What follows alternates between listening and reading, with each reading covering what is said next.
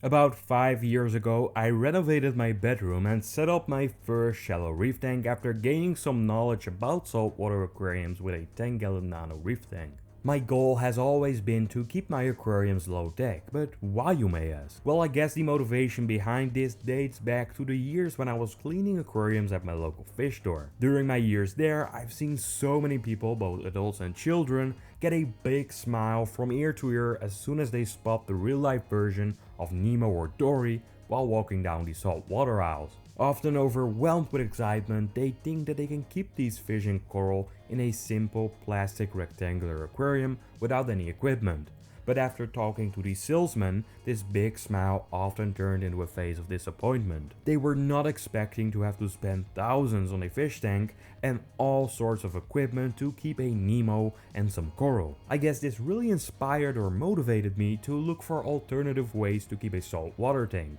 A way where you don't have to spend your life savings and need to have a super high-tech and complicated system. So I started thinking about nature and how we don't have massive skimmers or water testing equipment installed on the ocean. So how does the ocean work, and can we replicate something like this in our homes? So I started working out a plan to set up a minimalistic setup focusing on a more natural approach, just like the ocean. You'll often hear, nature will find a way, so why wouldn't this be possible in an aquarium at home? A few things that came to mind that were vital to be able to replicate something like this is we had to keep the water at the right temperature, and we had to make sure there was enough flow. Another important aspect was lighting and food sources for the fish and corals. So taking this into consideration, it meant that I could use just 3 different types of equipment to achieve this. A pump for flow, a heater to keep the water at the right temperature, and a lighting fixture so the fish knew where they were swimming. So I purchased a 40-gallon glass aquarium without an overflow box or any plumbing. Just a glass box. I ended up going for a shallow tank because it was the same height as my other nano tanks. And of course because I have a wooden floor. A lower aquarium meant less water, so less weight on the floor. I had no idea if this would work or not, but I figured it was going to be a really exciting experiment. We set up the tank and I documented everything, from adding corals and fish to doing maintenance on the aquarium and dealing with problems. About a year or so in, I was really enjoying where this was going. During this time I learned that the amount of corals I had in the tank consumed way more nutrients than my water changes were able to replenish, so I was forced to add a dosing pump to add these nutrients to the water. I also didn't think about biofilm, which is the buildup of bacteria on the water that just looks like a nasty oil film. Normally this falls straight down into your overflow box and into your sump, but I didn't have any of this, so I had to install another piece of equipment to get rid of this. A surface skimming device, but I didn't have this on 24/7 because it just looked weird, and I only had it in there while doing maintenance. A biofilm isn't necessarily bad, it just looks nasty. So why would we keep this piece of equipment in there and ruin the minimalistic look? At this point we had 5 types of equipment and the fish and corals were thriving. I tried out all kinds of coral, from soft corals to meaty corals like LPS and even some SPS corals. There is no filtration on this system either, so how do I get rid of all the waste, you may ask? Well, corals and beneficial bacteria consume nutrients, which is just a fancy word for waste. Fish poop eventually turns into nitrates and phosphates, which are nutrients, and the corals feed on it, which automatically reduces the amount of it in the water. By keeping a minimal amount of fish, there was little to no excessive waste, and I was able to get away with just doing a small water change with fresh salt water once a week. But as the corals got bigger, they started consuming more, so I added a few more fish in there and reduced the amount of water changes I was doing. And now that this setup is coming to an end, I got it down to one small 10% water change once a month. But honestly, this is just for peace of mind as well, because I don't monitor my water parameters closely by doing water tests. I base things off of how the corals and fish are acting.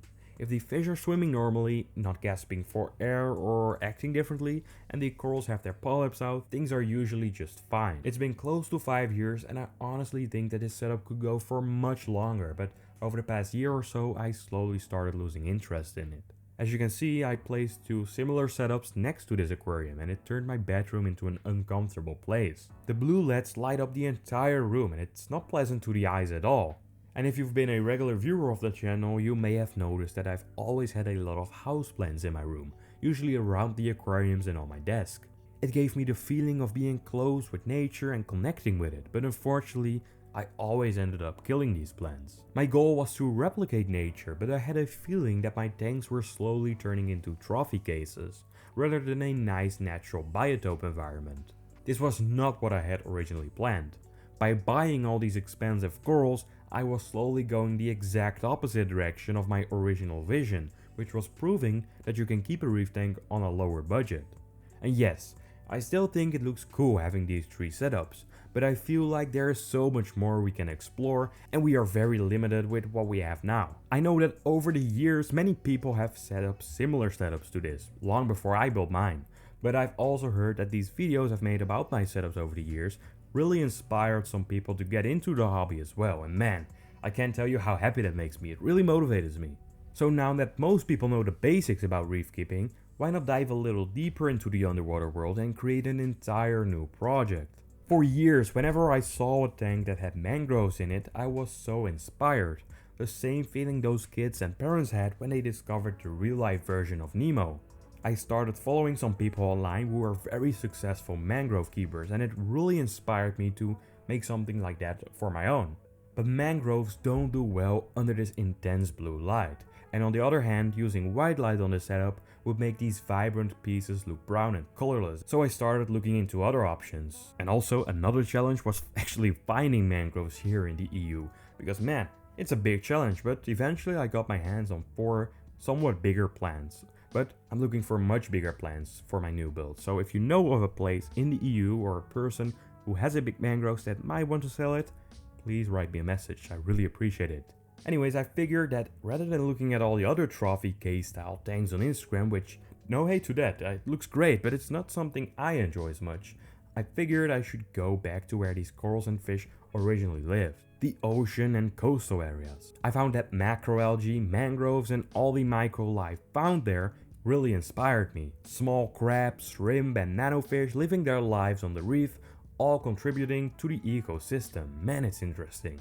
I've always liked paludariums, and it really brings you close to nature with a submerged and immersed part, but I've never really done something like that or seen someone do it in the saltwater hobby. I'm sure there are some great examples out there, but they are just not as popular, I guess. So what's next? Well, I started working out different ideas, ranging from using the same 3 tank setup by just redoing them to actually building a studio and turning it into a massive jungle. But taking into account how costly this would be, this wasn't really an option, but one can have dreams, right? Now, looking at the analytics of my videos, I noticed that over 90% of viewers aren't even subscribed, or some of them don't even know my name. I found out actually that a lot of people associate this channel with the sloped roof, instead of the name Danny's Aquariums. So why not build something in the same room? Everyone would recognize it. Then, the idea of building one big tank came to mind, stretching from the left all the way to the right side of the room, with a nice underwater area with tons of life like crabs, shrimp, nanofish, macroalgae, coral, and that's slowly coming out of the water in the middle using rocks and salt-tolerant plants such as mangroves. In my mind, this really started to look like the dream I've always envisioned of having a paludarium. So this is what I want to go for. I started measuring the room and doing some calculations, and this seemed to be a great but very challenging idea. One of the biggest challenges would be to get a tank that big all the way up into the room with the sloped roof, the attic or my bedroom, and we had to do that without damaging the glass. We'd have to make multiple turns in the halls and on the stairs to get it up here, and well, a 383 centimeter tank, which is the space between both walls, turned out to be impossible. So we made mock-ups of wood in different sizes, and the maximum size I could fit up here turned out to be 250 by 55 by 30 centimeters. Again, no sump or overflow boxes, just a rectangular tank. So now that we figured out how I want the tank, the next step was getting a nice cabinet for the tank itself. But it turned out that getting a custom cabinet built for this length was going to be way out of budget. I had to look for alternatives, and that's when my dad mentioned the idea of just ordering kitchen cabinets. They have the perfect height at about 90 centimeters and the depth is pretty good as well. These cabinets come in different parts, so it will be no issue to get it up here into the room, and once it's all installed it will look like one big piece of furniture. I explored the options and went for a dark blue color with a grey countertop. Of course, I made sure that it will be able to support the weight of the new tank. Here you'll see an illustration of how it will eventually look. While I was planning all this, I figured why not replace the floor as well. The old floor had water damage all over and it was really bothering me. To prevent this from happening in the future, I went for vinyl flooring, but we couldn't lay it all the way because the tanks were still in the room. Luckily this won't be a problem because the new cabinet will be 60 centimeters in depth and it will be right up to here. Something else that really bothered me is that these walls were not identical. Yep, I'm crazy. I guess I have some OCD or something. The wall on the right side of the room was in front of the wooden beam and not behind it as on the left side. We also had sliding doors to access the storage area on the right side, while we had a nice screwed-in door on the left side. My parents are crazy for supporting me with this, I really can't thank them enough, but we got to work and fixed it.